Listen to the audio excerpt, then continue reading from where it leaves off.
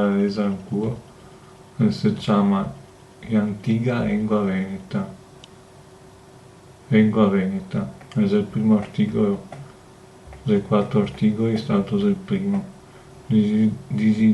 Digitalización del texto de Senado 2021 del Giornale Veneto de producción autorizada a la Academia de Buona Crianza.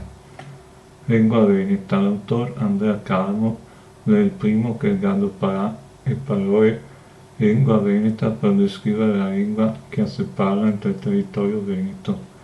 La gente insolita è pubblicata nel 1572 e pubblicata altre volte postume che dice descriva nella vulgar antiqua lingua veneta.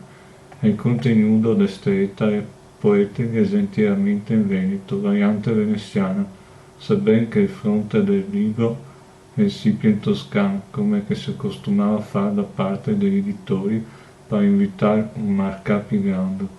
Prima che il frontespizio fosse in toscano, tante volte era in latino, sebbene che il contenuto fosse in volgare. La lingua del popolo, contrapponesta al latino, la lingua che nessuno parlava ma che gli studiari sapevano scrivere più o manco bene, perché anche antica parola, perché antico patrimonio e perché il toscano era una novità.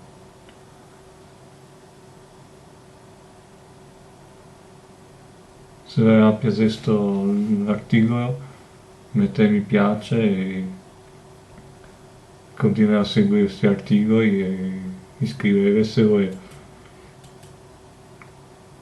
Vi metto il link dell'articolo in descrizione. Al prossimo articolo.